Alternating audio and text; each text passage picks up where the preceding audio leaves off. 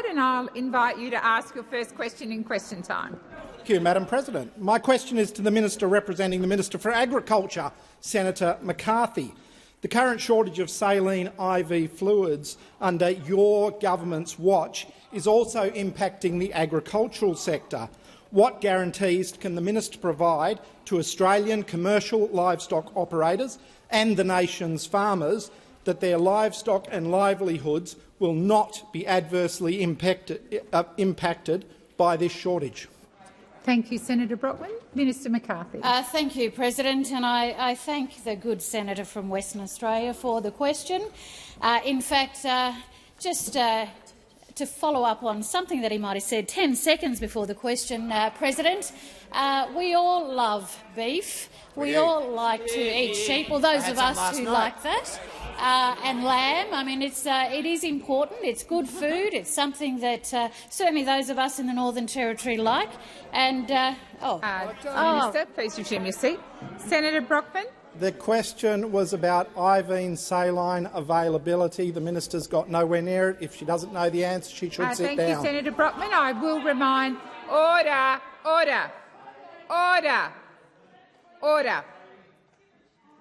I will return the senator to your question. Minister McCarthy.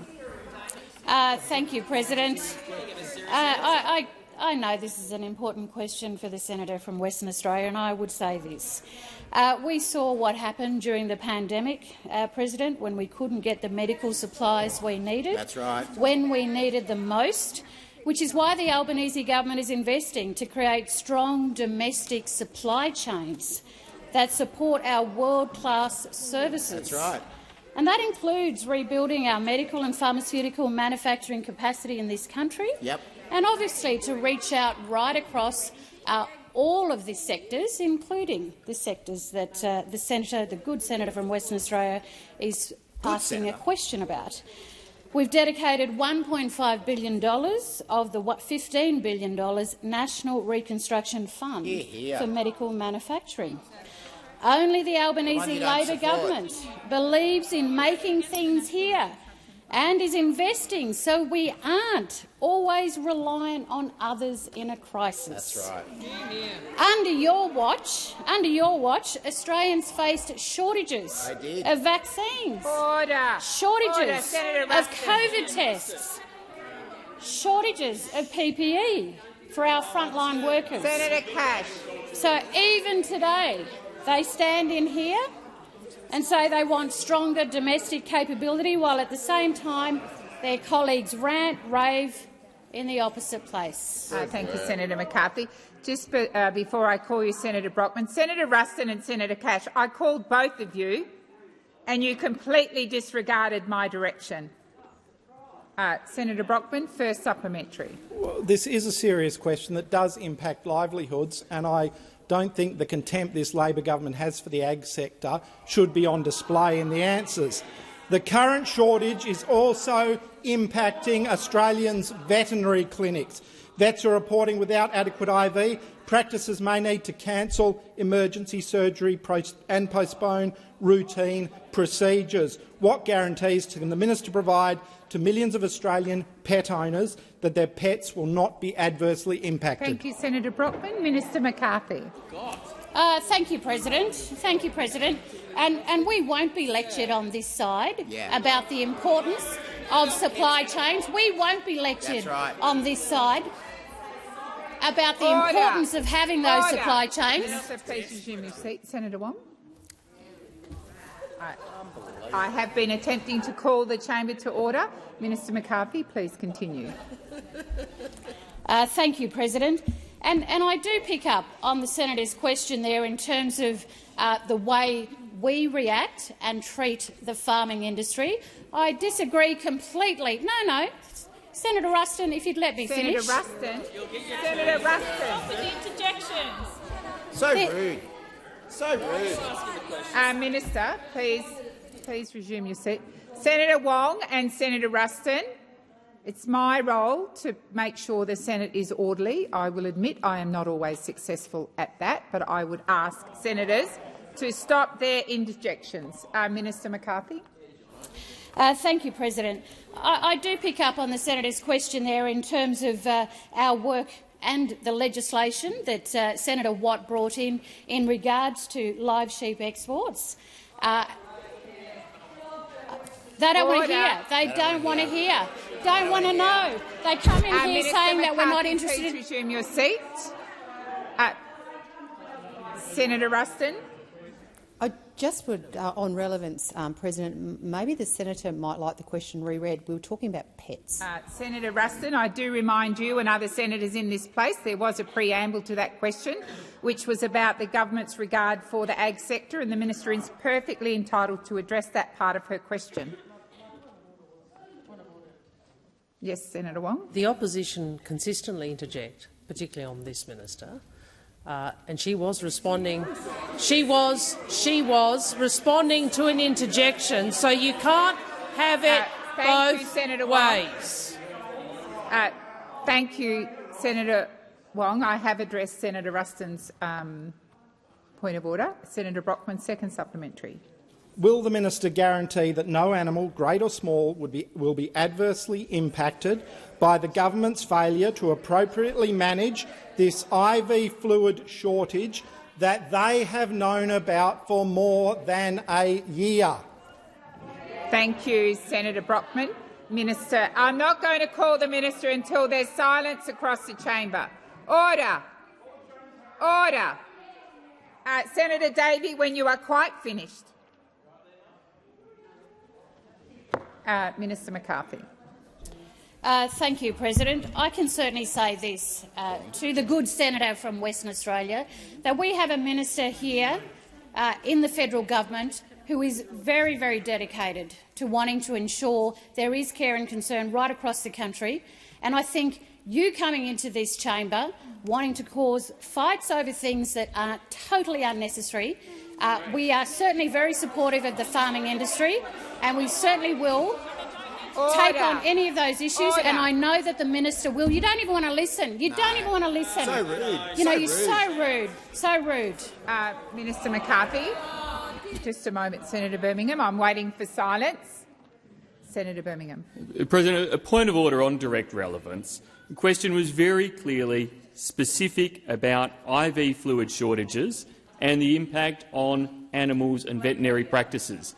The minister, in more than half the time available, has come nowhere close to veterinary practice, to animals, let alone to IV fluid shortages. Please draw her to the question.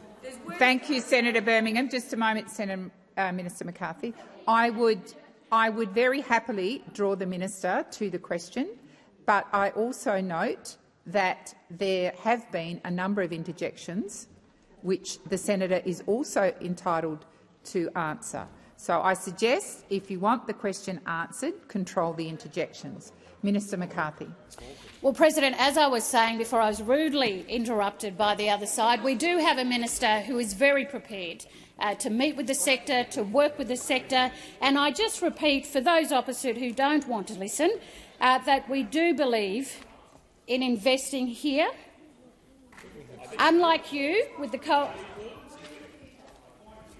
thank you, Minister. The time has expired. Senator Coney. Thanks, President. My question is to the Minister representing the Prime Minister, Minister Wong. How is the government addressing the cost of living challenges while building a better and fairer education system, from early childhood education all the way through to free TAFE and HECS debt relief?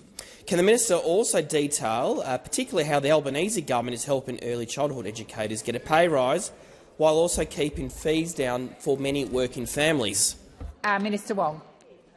Thank you, and thank you to Senator Coney for that excellent question. And what I would say is we understand that Australians are struggling with cost of living challenges. We know that, which is why this government is working so hard to deliver assistance and support to Australians who are struggling with the cost of living, looking at all the ways we can help: tax cuts for all Australian taxpayers, energy bill relief for every household, cheaper medicines and more bulk building, HECS relief for everyone with a student debt, and, of course, fee-free TAFE, support for people from the outer suburbs and regions to go to university, and getting wages moving.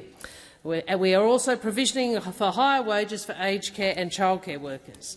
Of course, what have the opposition, who come in here talking about cost of living, actually done?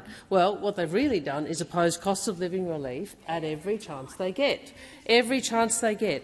Not only that, the ideas they put forward would cost more. Mr Dutton's plans would mean higher power prices, higher grocery prices, higher taxes. But there is one thing that would be lower under Mr Dutton. There'd be one thing that would be lower. You got it, Sterling. Wages. Wages would definitely be low under the Liberals and Nationals. You see, Labor wants Australians to earn more and keep more of what they earn, including early childhood educators and care workers, and we're making sure they're fairly paid by funding a 15% wage increase, when we're also working to ensure that the cost is not passed on to families. The wage increase, President, is tied to a commitment from centres to limit fee increases, so better for parents, better for educators, better for children. And this is on top of our cheaper childcare reforms that have cut the cost of childcare for 1.2 million families. You don't like the truth, do you, Senator Henderson? According to the ACCC, childcare costs were cut by 11% following our reforms. 11%, Thank Senator you, Henderson. Minister. The time for answering has expired. Senator Ciccone, first supplementary. Thanks again, President. In my home state of Victoria and right across Australia, including here in Parliament House, I've met so many hard-working early childhood educators and parents who speak of what an important role they play. Now, what will the government's decision to lift the wages of early childhood education and care workers mean for the workers and the industry more broadly? Minister Wong. Thank you, and thank you to the Senator Ciccone for his supplementary. And like all of us on this side of the chamber, he knows early childhood educators deserve a pay rise. And the Productivity Commission has made it clear if we don't increase wages in the sector, we won't have a workforce. So under our government, the Albanese government's plan, an average worker receiving the award rate will get an extra $103 per week in pay by the end of the year, increasing to $155 extra by December 2025, a wage increase that will apply to workers in OSH, outside school hours care services, benefiting parents of school-aged children too. Of course, we take a different view to the opposition. We don't believe that we should keep wages low by design. And of course, we have Senator Rennick, who's on the record on these issues. When Labor announced these changes, he said paying early educators more was going to destroy the family unit. Wow. Is this the Coalition's policy? Thank you, Minister. Senator Rennick. I've offered the Prime Minister and the Minister for Education a debate about this issue. That is not a point of order, Senator Rennick. Please resume your seat. Senator Rennick, I've asked you to sit down. Order. Senator Ciccone, second supplementary. Thanks, President.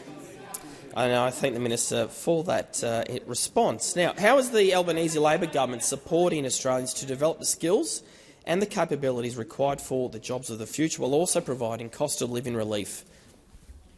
Thank you, Senator Ciccone. Minister Wong.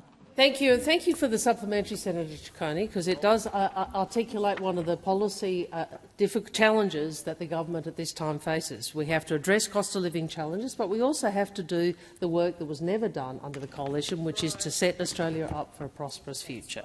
By 2050, Australia will need a workforce where 4 out of 5 people have a TAFE university qualification, and if we don't achieve that, we will be poorer, we will be less productive than we otherwise would be. And that is why, through fee-free TAFE, we're funding 500,000 courses in priority areas, care, defence, construction, manufacturing, to name a few, doubling the number of university study hubs to help students in regions and outer suburbs. Looking forward to the National Party being supportive of the Labor government's university study hubs. We're introducing PRAC payments to help nursing, teaching and social workers, and we are cutting HECS debt for more than 3 million Australians. Thank you, Senator Wong. Senator Davey. Thank you. My question is to the Minister representing the Minister for the Environment, Senator McAllister. Minister, on what date or dates has Minister Plibersek met directly with any members of the Wiradjuri Traditional Owners Central West Aboriginal Corporation? Well, I question whether it's Wiradjuri or Wiradjuri. It's actually spelt differently, so just putting that on the record. including in relation to the issues associated with their Section 10 application against Regis McPhillamy Gold Mine project. If she has not met directly with them, can you let us know who has met with them on behalf of the government and on what date or dates? Thank you, Senator Davey. Minister McAllister. Thank you, President, and thank you for the question, Senator. So, I understand, Senator, that your question relates to the decision recently taken under the ATSIPA Act by Minister Plibersek in relation to a project in the vicinity of Orange, and it's in response, as you say, to information provided to her by a very large number of documents. So, well, can I provide this indication? This decision, as has been communicated, does not mean that the gold mine cannot go ahead. It simply means that an Aboriginal heritage site— please resume your seat. Senator Davey. Point of order, relevance. I'm specifically asking for dates of meetings held, not what the project is or whether a gold mine can proceed. Dates. Thank you, Senator Davey. I will draw the minister to your question. Minister McAllister. Thanks very much, President. And I understand that the senator is seeking information about the approach taken by the minister in considering the application. And I'm advised that she carefully considered thousands of pages of documentation. And that is the legal obligation of the minister, of course. In these matters and all of the matters that come before Minister Plibersek, she has made it very clear that her first responsibility is to apply the law and to do so in ways that produce sound decisions. And I think that members on all sides of this chamber appreciate that Minister Plibersek exercises all the care and diligence that you would expect when legal applications, are put before her. As has, I think, been indicated to you in interjections, the level of detail you are specifically seeking in terms of dates and times and specific meetings is not information that I presently have with me.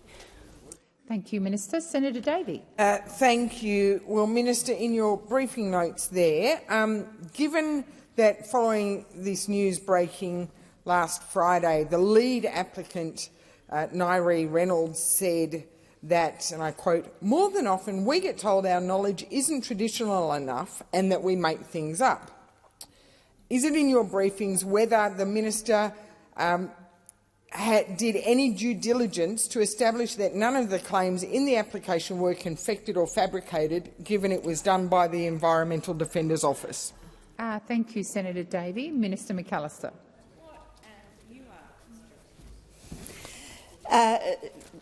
I reject actually the premise of your question, and as I indicated in my answer to your primary question, Minister Plibersek, of course, conducts all diligence necessary to make decisions when matters are before her.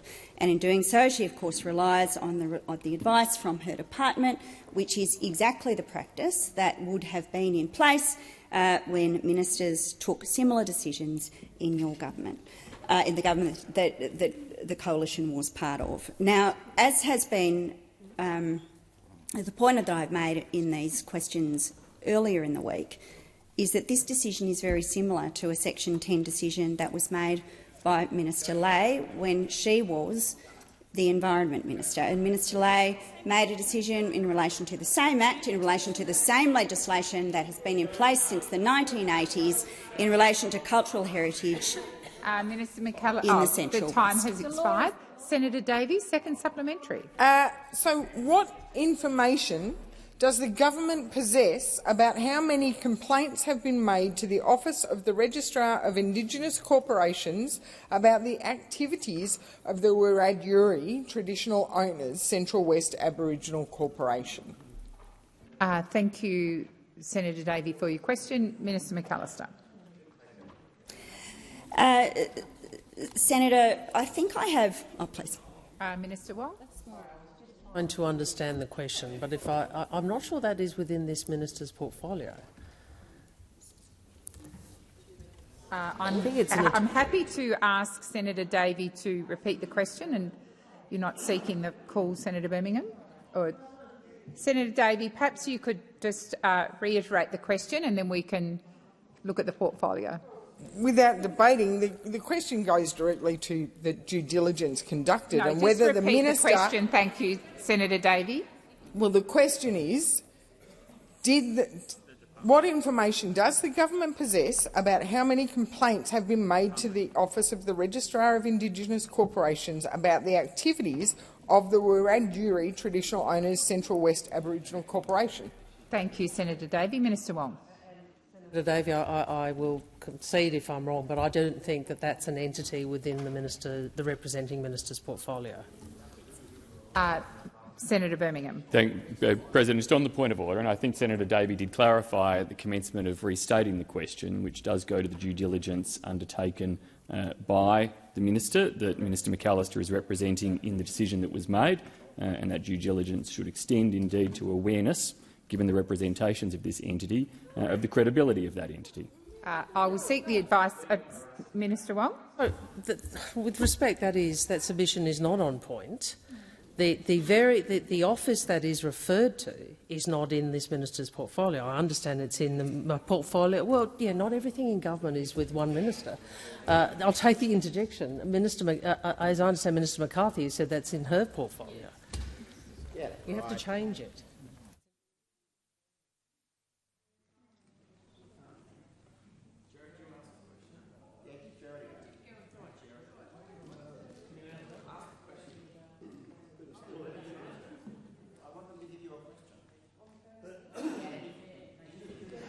Order. I am advised by the clerk. The question does go to ORIC. That's my interpretation, not what the clerk said to me. Therefore, it is not within Senator McAllister's portfolio. But as I have always done on occasion when senators ask questions outside of a portfolio, I'm happy to ask Senator McAllister to make a statement, if she wishes, about Senator Davey's question. Senator Davey? Thank you. Well, I will reframe the question. Was the minister aware of any complaints that may have been made about the activities of the Wiradjuri Traditional Owners Central West Aboriginal Corporation? Thank you, Senator Davey. Minister McAllister. Thanks very much, President, and thank you to Senator Davey for rephrasing her question. I can say this, that the minister took evidence from a number of groups, including, of course, the Orange Local Aboriginal Land Council and the Wiradjuri Traditional Owners Central West Aboriginal Corporation. I am aware that evidence was provided by at least both of those groups. The minister's obligations in all matters before her are to observe the law, and as she has made clear on many occasions in relation to many matters, she is diligent in her approach to those issues. And the minister has always considered that her first obligation is to take these decisions in a way that produces a sound legal decision, and I am sure that she has done so on this occasion also. Thank you, Minister McAllister. Senator Waters. Thanks, President. My question is, I believe, to the Minister representing the Minister for Social Services, Minister McAllister, but I'm also happy if Minister Gallagher thinks it's more in her patch. There have been now at least 45 women murdered this year, and the rates of violence against women are increasing. The women's safety sector has repeatedly called for $1 billion each year for frontline services, including legal services, to ensure that no one who seeks help has to be turned away back to violence. Today, the Domestic, Family and Sexual Violence Commissioner warned that the women's safety sector is already buckling, and she said that when there's an increase in reporting, frontline services need more support to meet increased demand. When will the Albanese government commit $1 billion per year to properly resource frontline services? Thank you, Senator Waters. Minister McAllister. Thank you, President. Well, we know that too many women are killed by their current or former intimate partner. And the AIC's latest data update indicates that there were 43 female victims of intimate partner homicide in 2023-24. And it's a pretty stark reminder of the human cost of this violence, and it is why the government is deeply committed to addressing this national crisis. And in the 2 years since coming to government, we have taken the crisis of men's violence against women seriously, including a range of measures, including introducing paid family and domestic violence leave. You ask about funding. Funding in the 2024-25 budget brings government investment to over $3.4 billion to support women's safety and implement the National Plan to End Violence Against Women and Children. That plan was developed in partnership with the sector and with victim survivors and was agreed with all states and territories. And that funding brings together the investments that we have made across our budgets in support of the National Plan. We've been focused on supporting economic security so women don't have to choose between poverty and violence. We've been investing in housing so women know they have a place to go. We have been strengthening the legal system's response to gendered violence, implementing all of the 55 Respect at Work changes and putting a positive duty in the Sex Discrimination Act to prevent sexual harassment. We have been working with the states and territories to fund frontline services. We've extended the National Partnership on Frontline Service Funding and provided funding to states for more than 500 more frontline service workers, and we are sharpening the focus on prevention so we can end violence in a generation. Thank you, Senator McAllister. Senator Waters, first supplementary. Thanks, President. As the Commissioner said in her address, First Nations women are 33 times more likely to be hospitalised and 6 times more likely to die as a result of violence. Will the government commit to working with First Nations communities to develop an Aboriginal and Torres Strait Islander violence prevention framework for men and boys, as my colleague Senator Cox recommended in her additional comments in the Missing and Murdered First Nations Women Inquiry report? Thank you, Senator Waters. Minister McAllister. Thank you very much, President. And the government appreciates greatly the work that has been done through the committee that Senator Cox contributed to with such distinction, that I understand was chaired by Senator Scarr. We appreciate that the statistics and the experiences of First Nations women in relation to violence are unacceptable and need to be addressed. It's on that basis that an action plan has been developed and agreed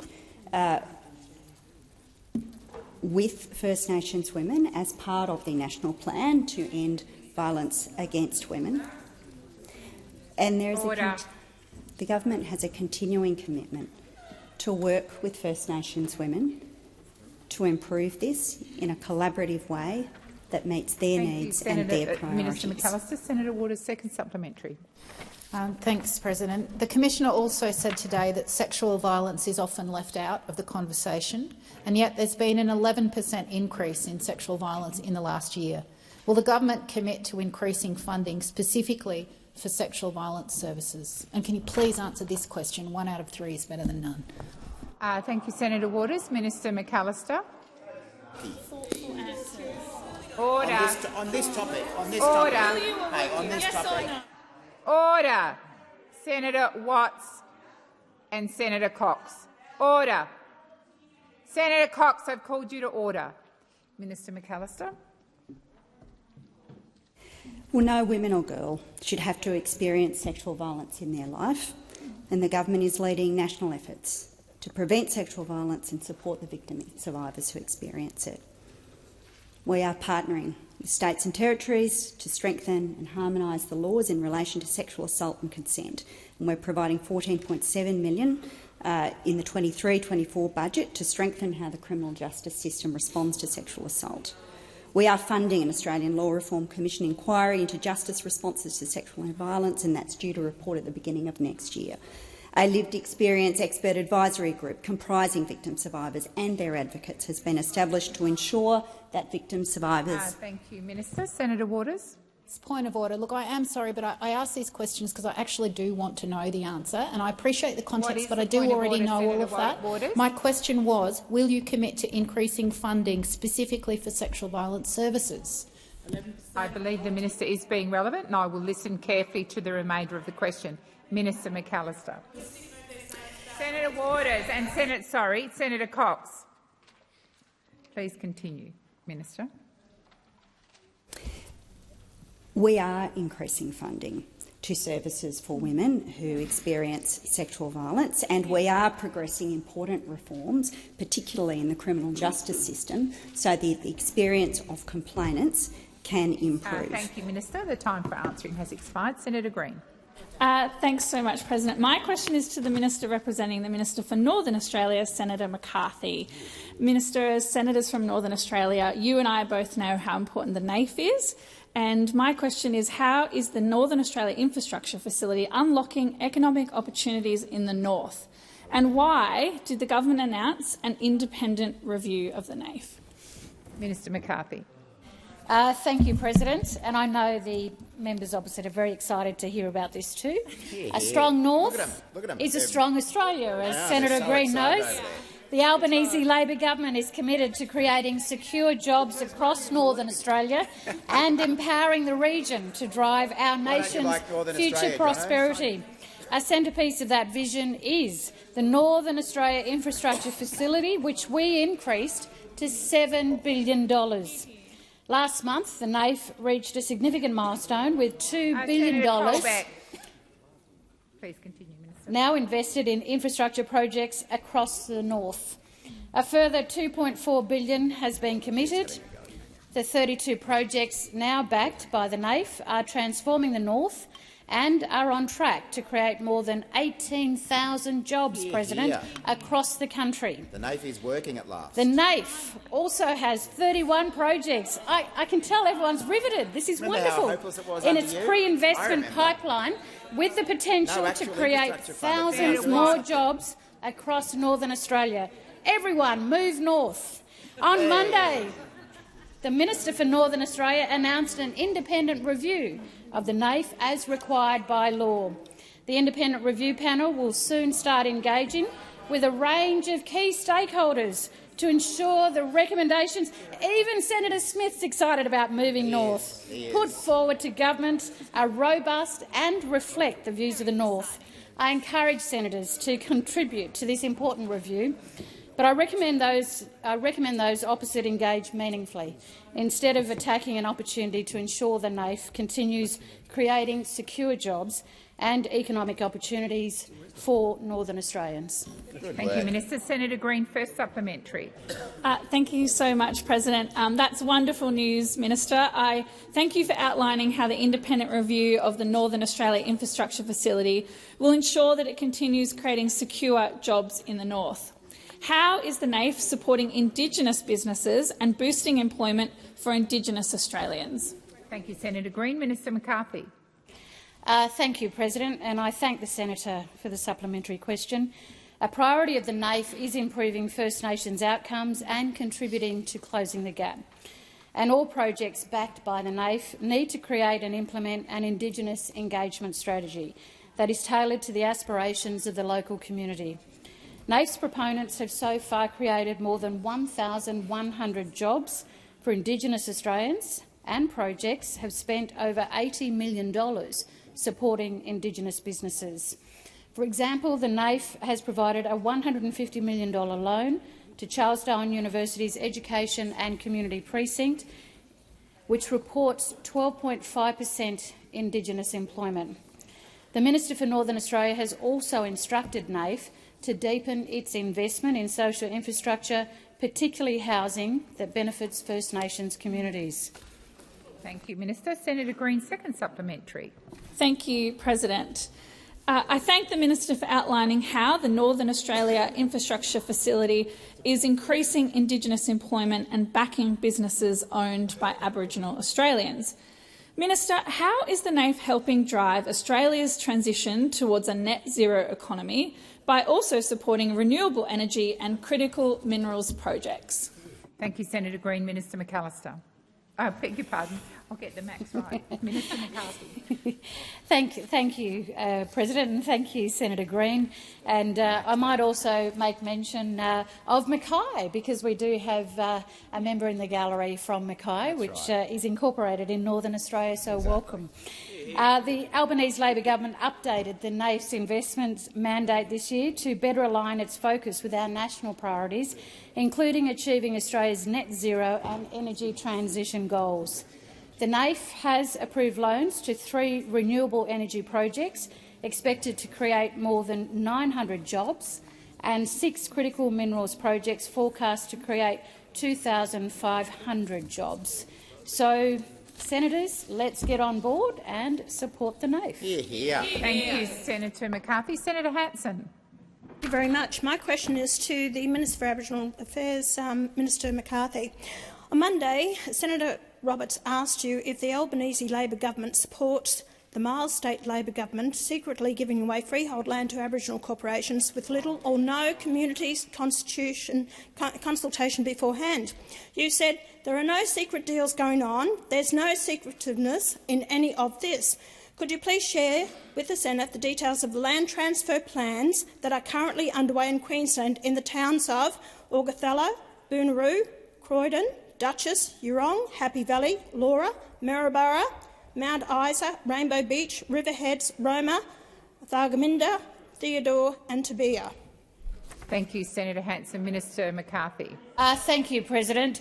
And I certainly acknowledge the question from One Nation, which continues again in the same form of implying secrecy. I answered the question on Monday, and I repeat again to the Senate that the work of the Queensland government is very critical in terms of all of those places that you've mentioned, Senator Hanson, and I don't know why you don't speak to the Queensland government. Yeah. Why don't you speak to the Indigenous Affairs Minister for Queensland? You might even be able to get a briefing about all of those particular areas of land. But I will just point out, please, One Nation, do not demean, do not weaponise this Queensland election against the First Nations people of Queensland. Thank you, Senator McCarthy. Senator Hanson, first supplementary. Well, you claim there is no secretiveness or secret deals, so please explain where I can go to read the details of these land transfer deals. Please assist the people of Queensland by informing them where this information has been published or presented in any way to the public. Thank you, Senator Hanson. Minister McCarthy. Thank you, President. I'm very pleased to repeat my response here. One Nation, you are very welcome to go to the Queensland Government to find out the information that you are seeking on matters that are impacted by the Queensland Government. Thank you, Minister. Senator Hanson, second supplementary. Don't forget, Minister McCarthy, you made the comment there was no secretiveness. So either you are very naive, ill-advised or misleading the Senate, because Queensland Premier Stephen Miles has stated that these applications— Senator Hanson, please resume your seat. Minister. I ask that the Senator from Queensland withdraw her comment, which is impugning on my character. Thank you. Senator Hanson, if you would withdraw the comments you made in particular around the minister. Oh, look, I'll withdraw. Thank you. Please continue. So, Queensland Premier Stephen Miles has stated these applications under Queensland's Aboriginal Land Act are treated confidentially. Also, former LNP President, now Mayor of Goondiwindi Council, told me it was confidential and they couldn't inform the public. If the details of these deals are being kept confidential by Labor, isn't that the definition of secretiveness? Thank you, Senator Hanson. Minister McCarthy. President, I refer to my first answer, and that is One Nation is very welcome to approach the Queensland Government and the Indigenous Affairs Minister, as is appropriate in these situations. Thank you, Minister. Senator Scarr. Thank you, Madam President. My question is to the Minister representing the Minister for Infrastructure, Transport, Regional Development and Local Government, Senator McCarthy. On Monday last week, 12 August, during question time, in answer to a question on the use of Commonwealth infrastructure funding to cover cost blowouts in the context of CFMEU lawlessness, you said, and I quote, "The Minister has also embedded new assurances and protections in the Federation Funding Agreement that the Commonwealth has negotiated with the states, which was finalised on 11 August. The very next day, Tuesday, 13 August 2024, in answer to another question, you repeated those exact same words. Minister, do you stand by the answer that you told this parliament not once but twice last week, that the agreement was finalised on 11 August? Thank you, Senator Scarr. Minister McCarthy. Thank you, President, and I thank Senator Scarr for the question.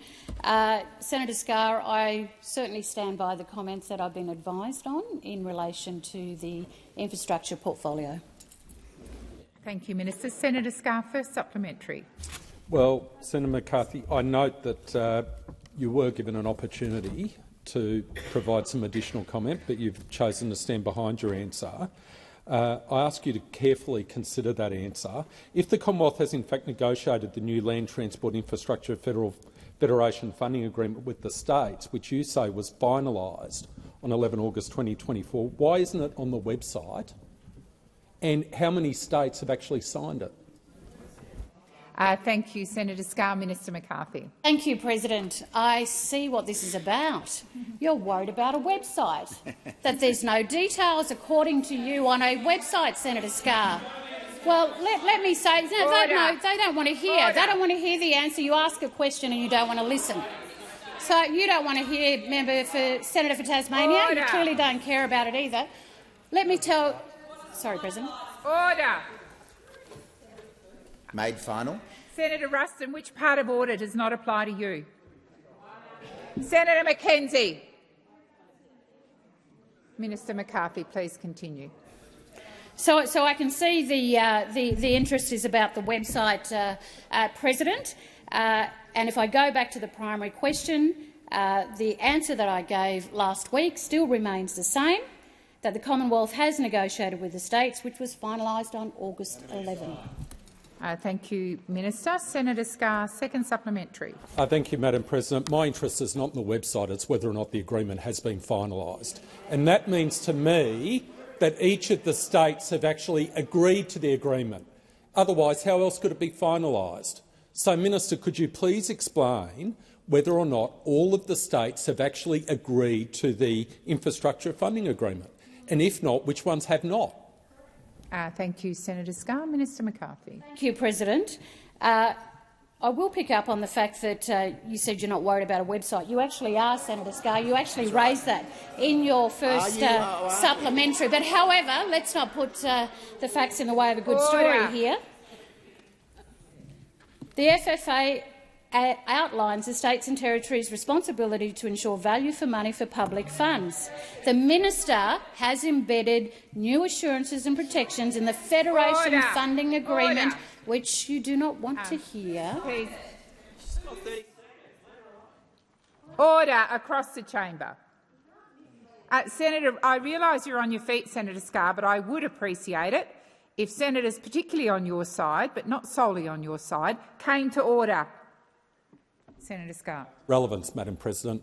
Which states have agreed to the agreement? Thank you. I do believe the minister is being relevant, and I'll continue to listen carefully. Thank you, President. The advice I have given, which I have continued to give, is the advice that I've given you, Senator Scarr. And if I am provided with further advice on that, I'll bring it back to you. Thank you, Minister. Senator Tyrrell. Thank you, President. My question is for the Minister representing— Tyrrell, I'm sorry. Please resume your seat. We have moved on.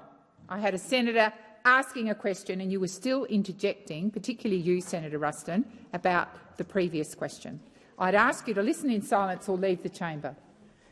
Senator Tyrrell, could you start again, please? Thank you. Thank you, President. Okay, my question is for the Minister representing the Minister for Health and Aged Care, Senator Gallagher. Aged care facilities are struggling to meet care minute targets, especially those in cities and regional centres. Media reports show significant issues in the aged care workforce and around how each person's 200 daily aged care minutes are distributed. Since March 2021, the government has provided a certification letter to meet regulatory impact statement requirements for the adoption of mandatory care minutes for aged care residents. But this process has not been evaluated in all that time. So essentially, the government has issued a letter to say it followed the rules when setting care time requirements, but there is no public evidence to show this regulation is actually working properly. So how do we know a regulation process was followed for aged care minutes when there has been no evaluation on the regulation change? Thank you, Senator Tyrrell. Minister Gallagher. Thank you, President, and I thank Senator Tyrrell for the question. And it relates to the improvements that we've been putting in place into aged care around additional requirements for care minutes for elderly Australians.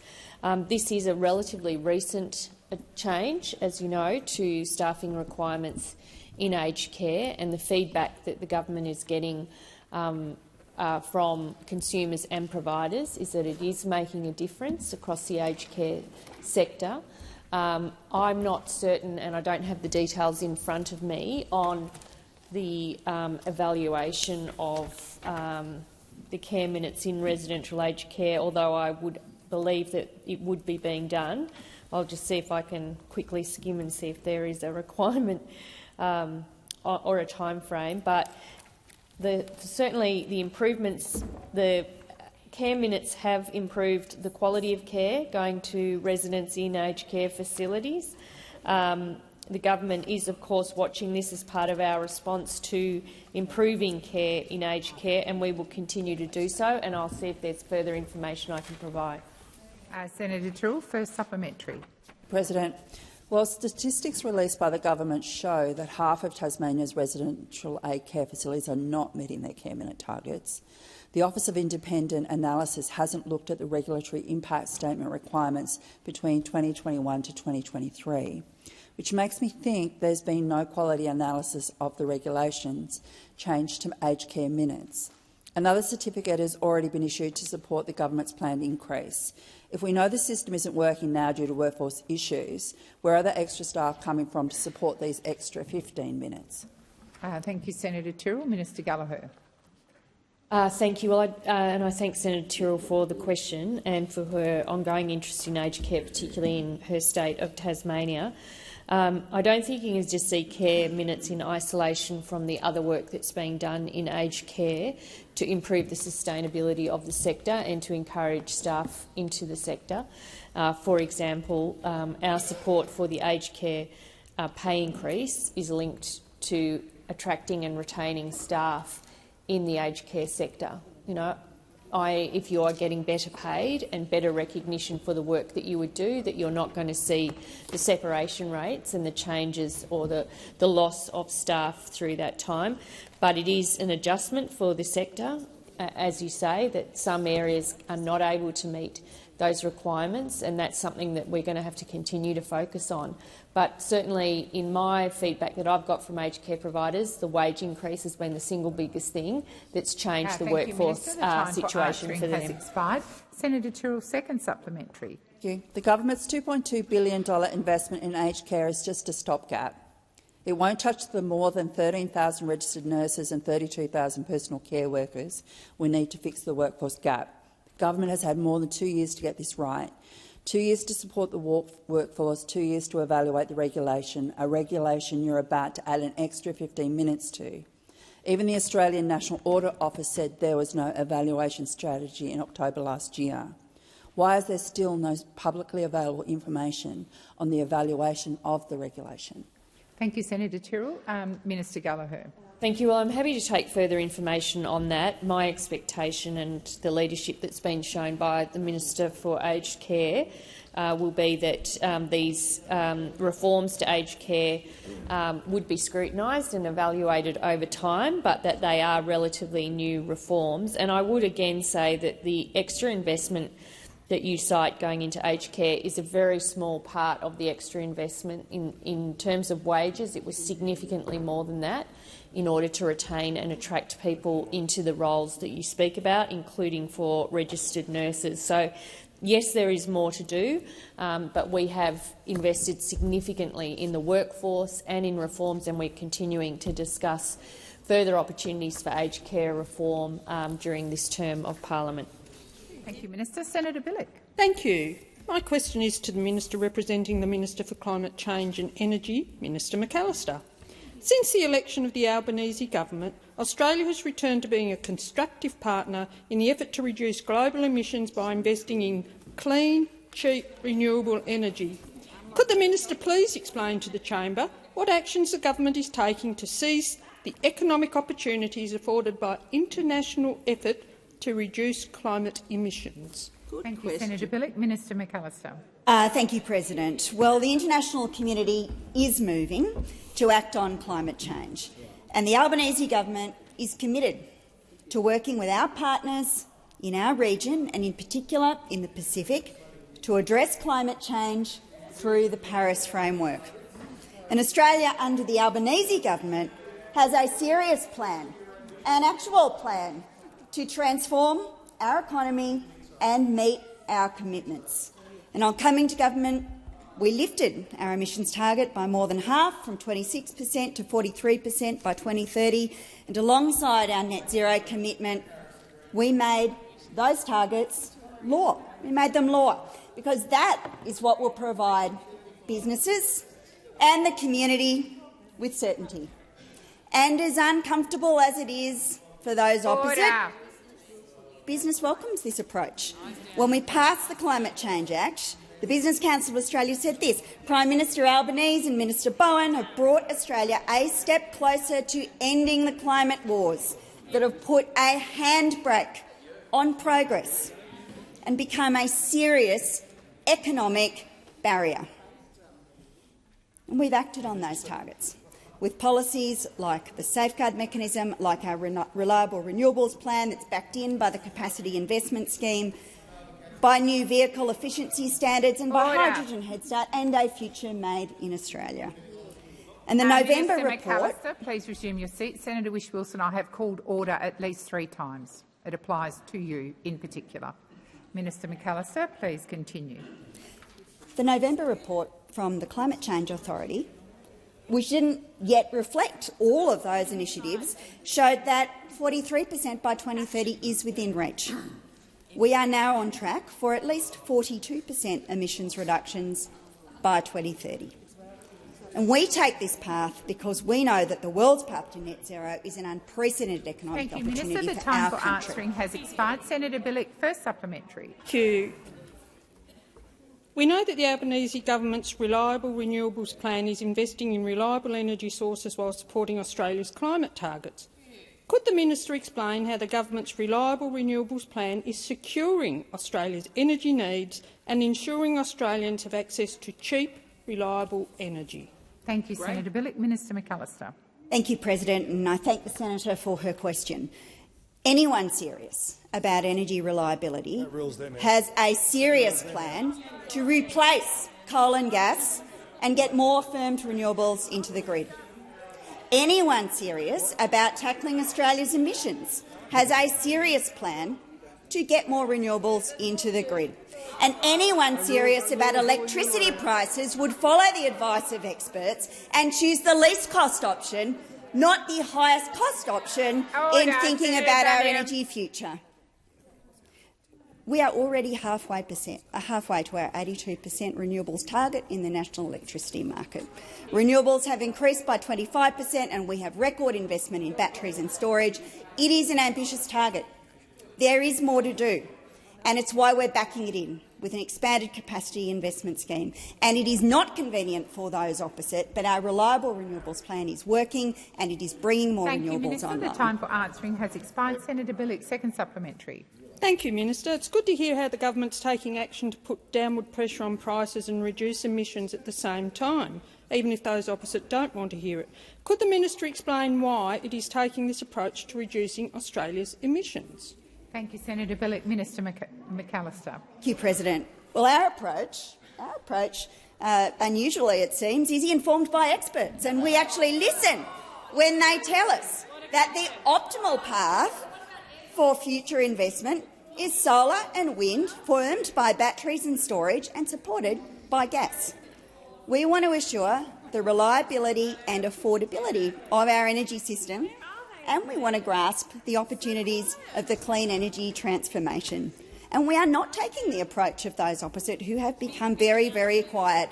Those are the people who would see Australia backslide on our targets and sit outside of the Paris Agreement with Iran, with Libya and with Yemen. What is your policy? We certainly won't be taking the approach of waiting decades to build expensive, risky nuclear reactors that experts say will provide just 3.7% of the power that Australia needs. We just cannot wait decades for that. Thank you, Minister. Senator Nampijinka-Price.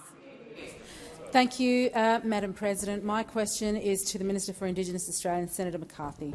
Minister, media reports this week detailed an atrocious attack on CLP candidate Yana Thompson in the Northern Territory election on the false basis that she is out to wind back opportunities for Indigenous Australians. Minister, do you condemn the stereotype that all Indigenous political candidates need to be left-leaning in order to serve the interests of Indigenous Australians? Thank you, Senator Nampijinka-Price. Senator Wong. I beg your pardon? Do you want to? You should withdraw that. Order. You should withdraw that. Order. I'm not sure, Senator Wong. Senator Wong, I am more than willing to ask a senator to withdraw, but I didn't hear a comment, and I'm not sure who you were referring to. Order. I'm not sure which senator you were. Senator McKenzie, in the interests of the goodwill of the chamber, I would ask you to withdraw a remark. I withdraw. Thank you, Senator McKenzie. And you're on a point of order, Senator. Point of order. I don't believe the question relates in any way to the minister's portfolio of affairs of the or matters of administration under the federal. Order. Senator Rennick, if you'd like a question, we're happy to advocate for you. Yeah. Minister, why doesn't Simon ever give you a question?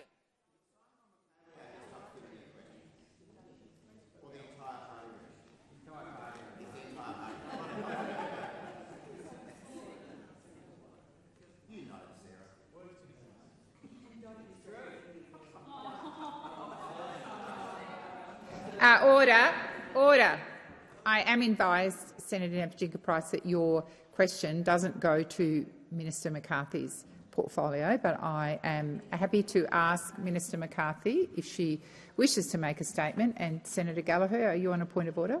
Yes, I am. I just again seek your guidance on Standing Order 73(1)H, because I believe that Senator Nampijinka-Price's question asks for an expression of opinion, and that is certainly under that standing order. Says questions shall not contain. Yes. Order. Minister Gallagher, it is more that it doesn't go to the minister's portfolio. But as I said, I've invited the minister. If she wishes to make a statement, she may, or I can ask Senator Nampijinka-Price for a second supplementary. Well, there can't be a supplementary to that question, so I'm not quite sure where that leaves us, but I will. Did you wish to make a comment? I'd certainly thank you, President, and thank you, Senator Nampijinka-Price. I certainly would say that First Nations candidates, wherever they are, good luck. The Northern Territory election is this weekend, and I'm looking forward to getting back home. I'd certainly say that in terms of any intimidation or any tactics that are going on that's being alleged by Senator Price is absolutely incorrect. In fact, if anything, President, I often wonder whether Senator Price might be running for one of those seats herself. Yeah. I noticed on the How to Vote card in Namatjira it has you cannot. It has Senator Price on there. Minister, you cannot Are use you running props. for the Northern Territory election? Minister McCarthy, please resume your seat. Order. Order. I'm sure you're aware that props are out of order. Order across the chamber. I have Senator McKenzie on her feet. Order. Order. Senator McKenzie. Thank you, Madam President. I believe the use of props in the chamber is not. I have addressed that matter, but you're quite correct. Order. Senator Nampijinka-Price, come to order. I am advised, Senator Nampijinka-Price, by the clerk that if there were portfolio issues which came out of Minister McCarthy's response, you may address a first supplementary around that. Senator.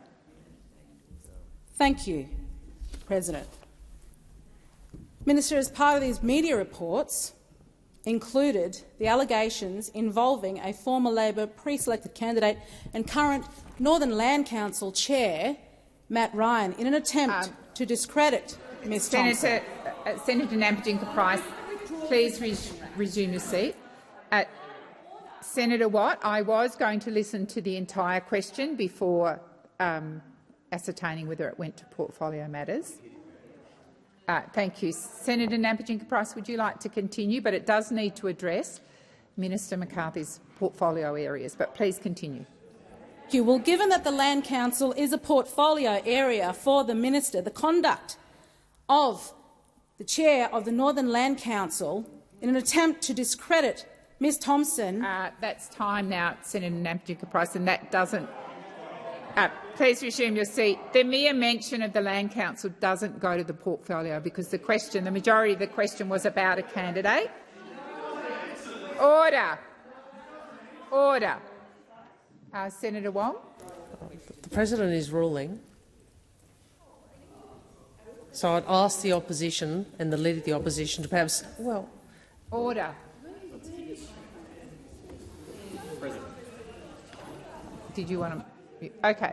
So, in the same vein as the first question did not go to portfolio matters, the mere mention of the Land Council does not go to portfolio matters because the bulk of the question went to candidates for election. Senator Birmingham. On your point of order, the supplementary question was actually quite specific to actions and reports and comments attributed to the chair of the Northern Land Council. This was not peripheral to the nature of the question, but core to the nature of the supplementary question and distinctly within the portfolio responsibilities of the minister.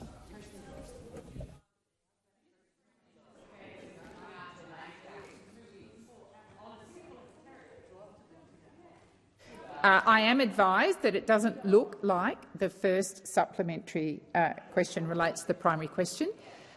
I am not aware of whether someone is a chair of the Land Council or not, but what I heard was a question around a candidate. Just before I finish, Senator Birmingham, I am, however, happy to review the Hansard and come back to the chamber, if that satisfies. Also, Senator Nampijinka-Price has asked a question and the minister should be given the opportunity to respond. President, thank you, and I appreciate your offer to review the Hansard. The primary question from Senator Nampijinka-Price definitely referred to media reports. The supplementary, in referencing those media reports, indicated the role of the chair of the Northern Land Council in those media reports. It is clearly supplementary. It is clearly relevant to the minister's portfolio. I appreciate your offer to review that and, of course, the usual practice of the minister being invited to respond. Thank you, Senator Birmingham. The first question was ruled out of order. It did not go to the minister's portfolio areas.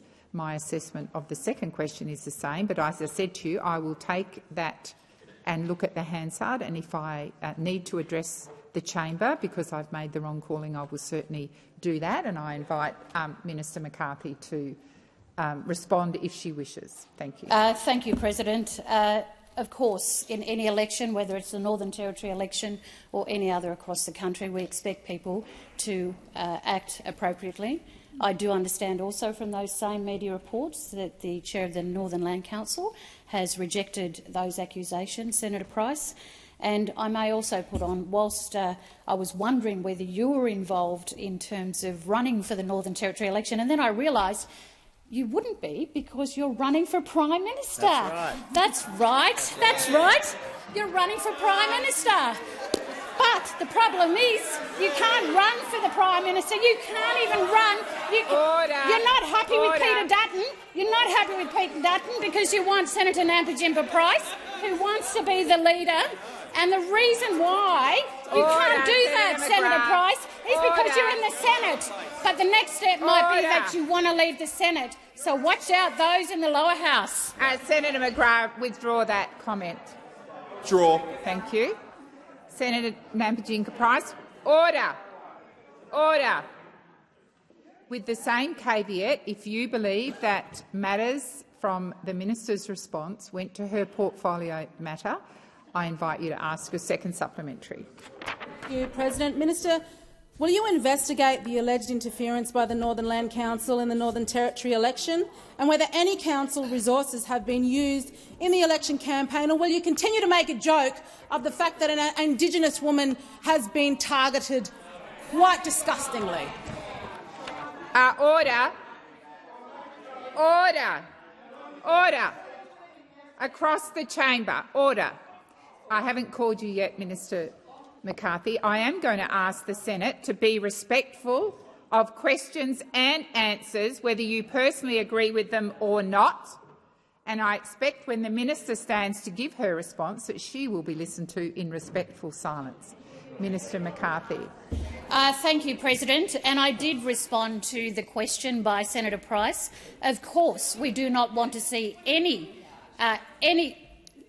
Please Senator resume your McKenzie. seat. Senator McCarthy. Senator McKenzie, I've just asked for respectful silence. Minister, please continue. Clearly, they're not interested in hearing their response, President. Order. But we know Senator McGrath. that throughout any election, whether it's in the Northern Territory or across Australia, that people should treat each other with dignity and respect. And I certainly urge that of all candidates in the Northern Territory. Minister Wong. President, I ask that further questions be placed on. Thank you.